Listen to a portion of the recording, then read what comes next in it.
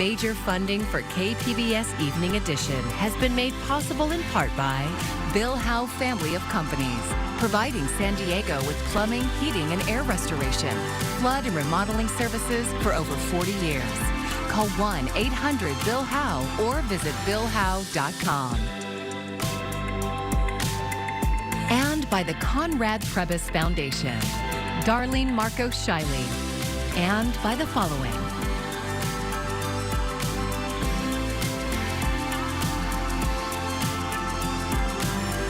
And by viewers like you. Thank you.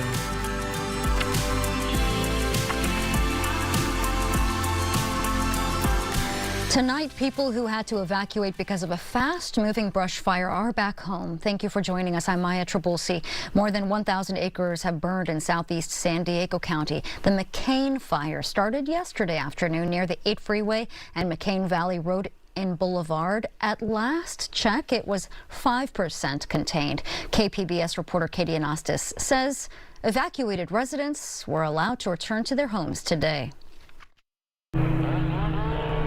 Firefighters hiked through rocky terrain as helicopters and planes dropped water and fire retardant. Today it's going to be hot, it's going to be dry, it's going to be windy, and those are all conditions for active fire behavior. Officials say the fire started Monday when a car rolled over and caught fire on Interstate 8 near McCain Valley Road. The fire spread to nearby vegetation. It kept increasing. We had difficult terrain, hot weather, dry humidity, and the wind pushed the fire at moderate to dangerous rates of spread. CAL FIRE says 144 people were evacuated, mostly from the De Anza Springs Resort. Officials lifted the evacuation order on Tuesday and allowed residents to return, though the area remains under an evacuation warning. Officials expected the fire to move further northeast. The area that is burning in right now is a wilderness area. We plan on it to continue to burn in that area. We do have some culturally sensitive sites that we're concerned about, as well as the historic Goat Canyon Trestle. Cornett says officials expect winds to shift, which could change the direction of the fire. The National Weather Service has issued an excessive heat warning for San Diego County deserts until Friday evening, with high temperatures between 110 and 118 degrees. Katie Anastas, KPBS News. And another fire started just north of the U.S.-Mexico border. The border fire has grown to about 30 acres and is 0% contained, according to CAL FIRE. It started around 2:30 this afternoon off of Humphreys Road in Potrero near the 94 highway. Crews say that they stopped the spread of the fire for a short time ago. There are no reports of damage or of injuries. We have a really hot forecast coming up over the next several days. Interior areas are going to be scorching. It's going to be very warm into the inland areas as well. And overnight tonight, we're going to find some relief, but not a ton of it there at Borrego Springs with a low of only 78. Not much cooling at night. We'll get down to 60 in Ramona, 62 into El Cajon, 65 for your low in San Diego. But there are a lot of areas under excessive heat warnings just a bit inland. We'll talk about how high we go in just a bit, so stay with us. Almost 5 years after Elisa Serna died at the Las Colinas Detention Facility, a $15 million settlement with the family has been reached. Serna's family sued the county over the in-custody death of the 24-year-old pregnant woman who was left to die while under medical isolation. KPBS reporter Tanya Thorne breaks down the settlement and the conditions it includes, and we'd like to warn you, some of the video in this story may be tough to watch. Elisa Serna died on November 11, 2019, in the Las Colinas Detention Center in Santee. Footage from her room showed sheriff's deputies and medical staff ignoring her signs of medical distress. Suffering from alcohol and drug withdrawals, Serna fell and had multiple seizures that ultimately led to her death. With the help of advocates, Serna's mother, Paloma, demanded answers and accountability. I say thank you for your dedication to guiding us all these years,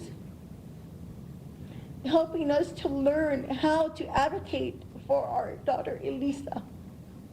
Thank you for being a friend when we were in grief and in our anger. Thank you for being family.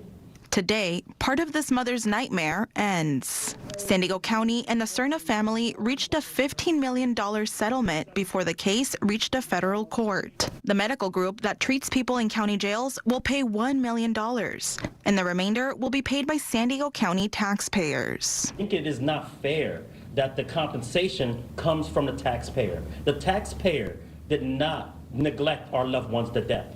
Yusef Miller is with the North County Equity and Justice Coalition and the Saving Lives in Custody campaign. The taxpayers are not responsible for Elisa Serna or Gilbert Gill or Kevin Mills or etc. But the Sheriff's Department is. And they have a $1 billion budget, and I think we need to reinvestigate this and shift the cost and the burden over to the Sheriff's Department. The settlement also has a list of conditions, which includes compassion and medical training for sheriff's deputies and jail medical staff. San Diego Sheriff Kelly Martinez released a statement about the settlement, noting she was not sheriff at the time of Serna's death. She says that since 2019, there have been many changes and an incredible shift in priorities, focus, and processes in our jails, and that she is committed to improving our jail system and ensuring that jails are safe for all of those incarcerated and the employees. In a phone interview, Sheriff Martinez noted some of the infrastructure needs currently working against the department. Not enough medical, and healthcare providers that we have in our facilities. Would like to increase the level of care. That's an ongoing, hiring people, getting enough staff, and just really having the capabilities in our jail would be terrific. Paloma Serna hopes her daughter's death is a lesson that can be avoided, and says she will continue to fight for justice and accountability. The settlement, the fight is not over. We, Saving Lives in Custody of California, will continue to fight for justice for Saxon Rodriguez, Omar Moreno Aurora, Gilbert Gills, Matthew Settles, Pearson McCoy, Raymond Vogelman, Hayden Shuck, Lonnie Rupert, Pedro Jr. Ornelas, and many, many more.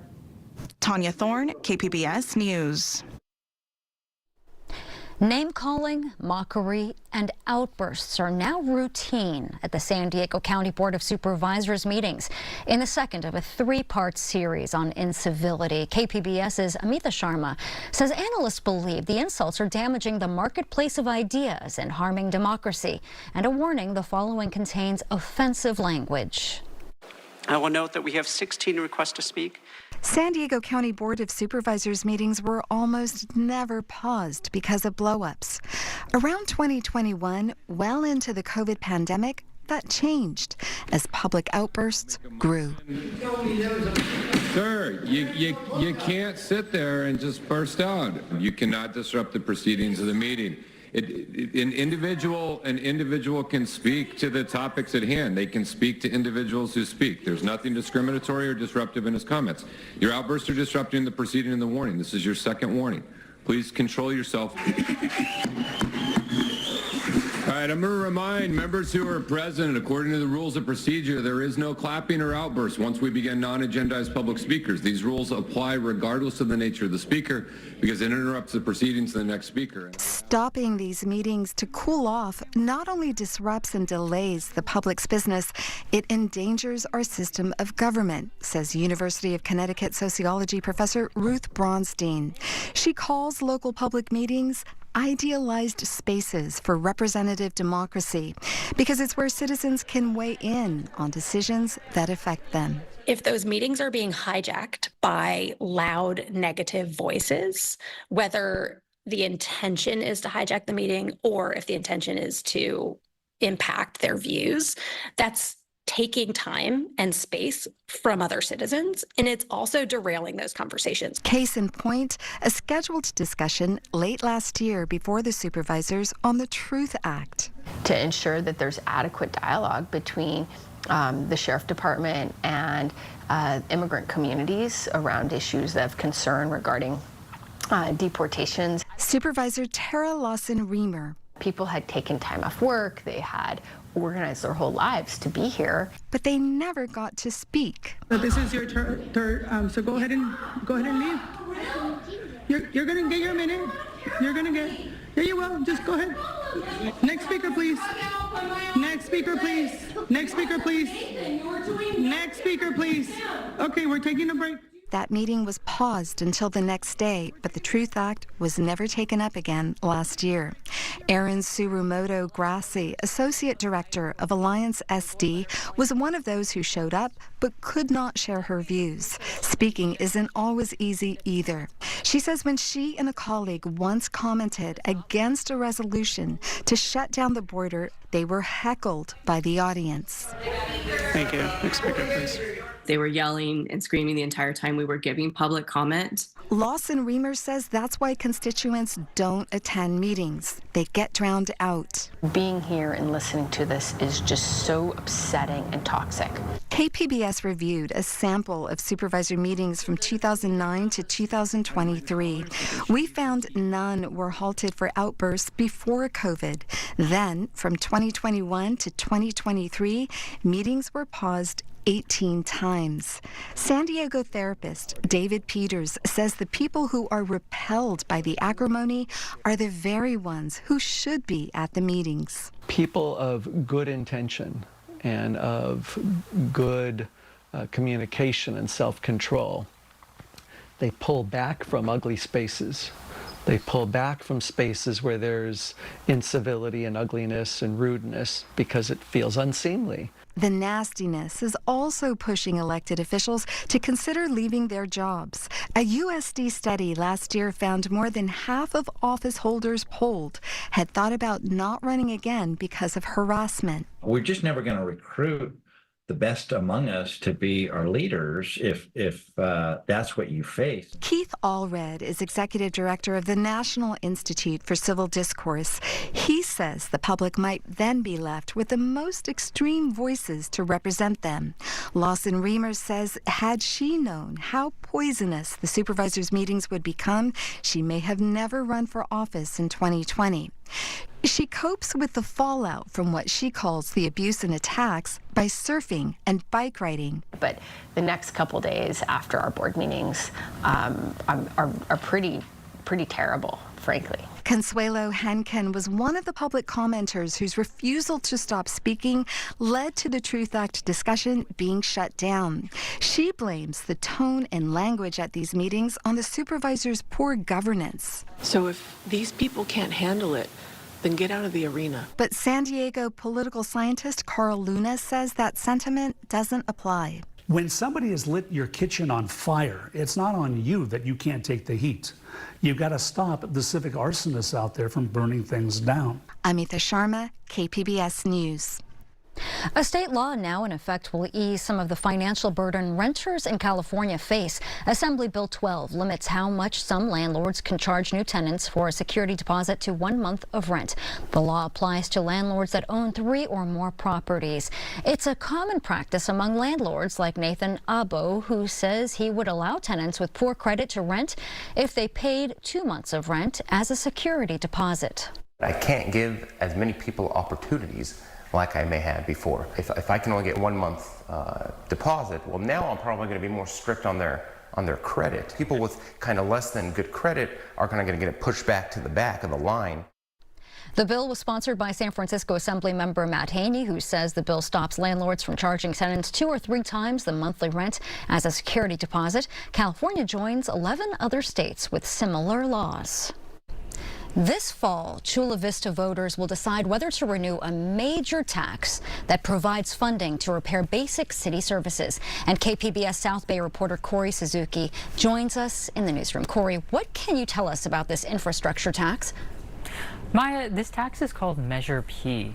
It was originally approved by voters in 2016, and it's a half-cent sales tax, meaning it charges an extra cent for every $2 spent on retail items in the city. That adds up to around $25 million a year, a pretty significant chunk of the city's main operating budget. That money has gone to things like repaving streets, renovating storm drains, revamping some public parks, and upgrading equipment for the police and fire departments. Here's Chula Vista City Council member Jose Preciado. This special tax is not addressing new activities. It is taking existing, in some cases, 50-year-old facilities and bringing them up to standard to serve the community. So, Corey, what's changing now, and why is this tax up for a vote again? Well, Measure P was originally scheduled to end in 2027. That's less than 3 years away. But last week, the Chula Vista City Council voted to put a measure on the November ballot that gives voters the option to keep Measure P going for another 10 years. Now, Chula Vista does have one of the highest tax rates in the county at 8.75%. That's tied with National City, Imperial Beach, Solana Beach, and Del Mar. So some residents may feel like letting Measure P end would slightly lower prices and reduce some of the cost of living pressures that we're all feeling right now. But that would also mean that the city would lose this large pot of money that's currently going towards some pretty significant infrastructure repairs and improvements. So now Chula Vista residents will make that final decision in November. In the newsroom, Corey Suzuki, KPBS News. Californians insured by State Farm could see another massive price hike. First, the state insurance department would have to approve it. Homeowners would see a 30% increase, while condo owners would see a 36% jump. Renters would be hit the hardest with a 52% increase. The company approved a 20% rate hike for home and condo owners back in December. State Farm says the rate hikes are driven by increased costs and risks. Illegal crossings at the southern border have dipped to a 3-year low. According to Homeland Security, Border Patrol agents apprehended more than 84,000 migrants last month. That is the lowest monthly level since January of 2021. June also marked the 4th consecutive month crossings fell. Officials attribute the decline to President Biden's executive order on asylum. Migrants desperate to seek asylum in the U.S. are increasingly scaling the border wall due to limited access through ports of entry. KPBS health reporter Heidi DeMarco says the life-threatening injuries sustained by some migrants are prompting advocates to declare it a public health crisis. Pedro Rios, director of the American Friends Service Committee, spends most mornings providing aid to migrants awaiting immigration processing between the two fences that make up the U.S.-Mexico border wall near San Isidro, known as Whiskey 8. Rios says he's seen countless injuries since the barrier wall between the U.S. and Mexico was raised from 18 feet to 30 feet in 2019. He says migrants also attempt to use makeshift ladders to climb over. Some of those injuries might be cuts or lacerations because of the concertina wire. Other injuries are bruised parts of their bodies because they have struck that part of their body against the border wall, or broken limbs because they have fallen from the border walls. Local trauma centers have linked the wall scaling to an increase in migrant-related injuries. In 2022, UC San Diego Health published research on severe injuries at the U.S.-Mexico border wall in southern San Diego. They showed a 5-time increase from 42 cases in 2019 to 440 cases in 2022. Joseph Chachi is a neurosurgeon at UC San Diego Health. It is continuing to trend upward. It's still quite a significant increase. He says it has definitely put a strain on the capacity of the trauma center. It does have downstream effects on the care of all people in the county and beyond. There are limited resources, there are limited hospital beds, there are limited providers, there are limited funds even. Scripps Mercy Hospital has treated over 251 cases this year, although the numbers have been slowly decreasing since February. Typically, we see a reduction in the number of people during the summer months because it's so hot. From January to May 2024, Border Patrol agents encountered nearly 384,000 people. Last week, a 46-year-old female fell from the border wall trying to cross through the Otay Mountain Wilderness. She sustained serious injuries during the fall and was unable to move.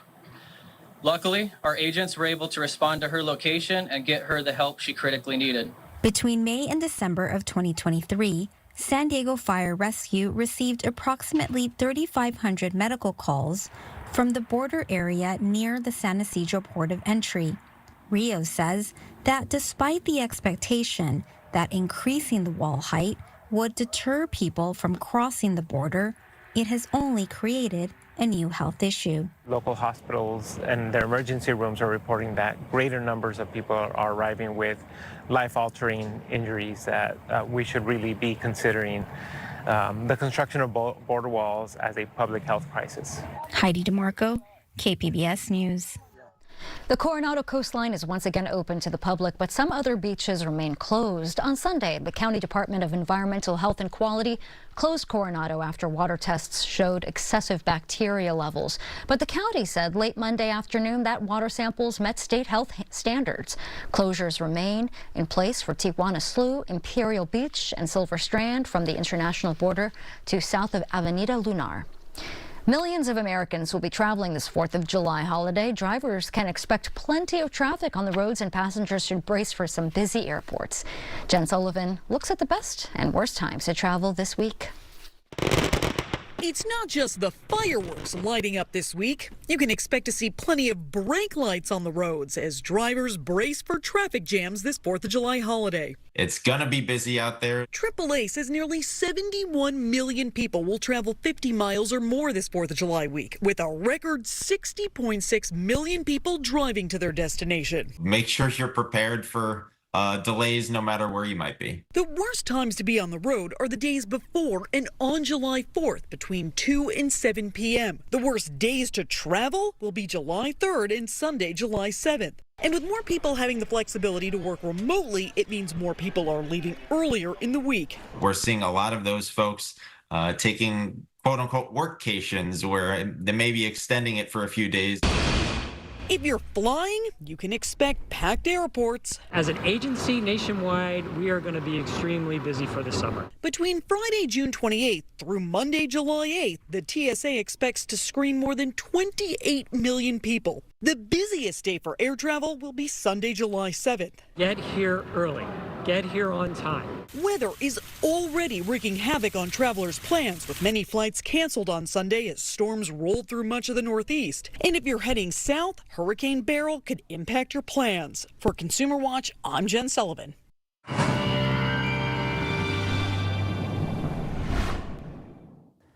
It's all about the heat, especially just inland and in areas away from the coastline. A little hotter each day into Wednesday, then a little hotter Thursday, then a little hotter on Friday.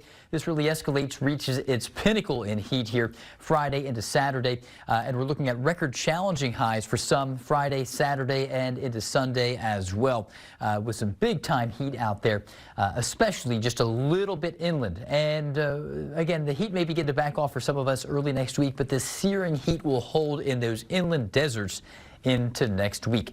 So tonight we'll get down to 65 with low clouds near the coast. Otherwise, just a hot time tomorrow. We're off to the races, and you can see, I know that it's still the first half of the week, but we're talking about weather alerts all the way into the weekend.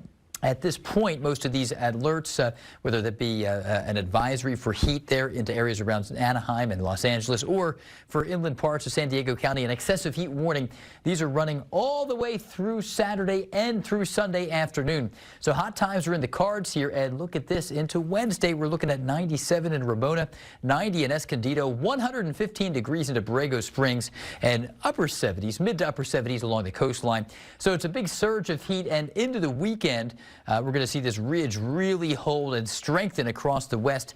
Some areas may make a run at all-time record highs, and big-time cooling demand. The air conditioners will be running. The absolute hottest of the hot will occur in the Mojave Desert with an AccuWeather local temperature max up around 130 degrees, at least the extreme potential for the absolute hottest of the hot. So the coastal areas, upper 70s, nosing up to the low 80s eventually. Some clouds in the morning, brighter in the afternoon. Inland areas up into the low 90s here Friday and Saturday. Very warm. It's hot out there. In the mountains, we're not going to find a whole lot of relief here. It'll be cooler than your low elevations, but still pretty steamy out there. And into the deserts, this is where we are locked into big time heat. 118 degrees on Friday, 116 on Saturday, 115 Sunday. Still searing heat holds into next week as well. I'm AccuWeather's Jeff Cornish for KPBS News.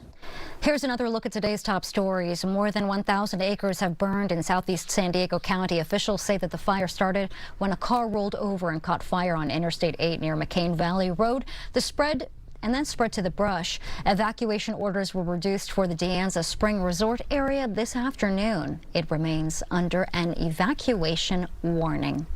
Almost 5 years after Elisa Serna died at the Las Colinas Detention Facility, a $15 million settlement has been reached. Serna's family sued San Diego County. The settlement also includes compassion and medical training for sheriff's deputies and jail medical staff. This fall, Chula Vista voters will decide whether to renew a citywide sales tax. Measure P was originally approved by voters back in 2016. It brings in around $25 million a year to fund infrastructure repairs and upgrades. Chula Vista has one of the highest tax rates in San Diego County at 8.75%. I'm Amna Nawaz. Tonight on the NewsHour, Hurricane Beryl closes in on Jamaica after battering Grenada and Barbados. That's coming up at 7 after Evening Edition on KPBS. Here's a look at what we're working on for tomorrow in the KPBS newsroom. On NPR's Morning Edition, the federal government is investing billions to provide solar energy for low-income households, reducing electric bills and greenhouse gas emissions. And we've seen wildfires pop up across San Diego County in recent days and weeks. KPBS Midday Edition is discussing the risks that remain and how you can be prepared. And you can find tonight's stories on our website, kpbs.org. Thank you for joining us. I'm Maya Trabulsi. Good night. Major funding for KPBS Evening Edition has been made possible in part by Bill Howe Family of Companies, providing San Diego with plumbing, heating, and air restoration, flood and remodeling services for over 40 years. Call 1-800-BILL-HOWE or visit billhowe.com. And by the Conrad Prebys Foundation, Darlene Marcos Shiley, and by the following.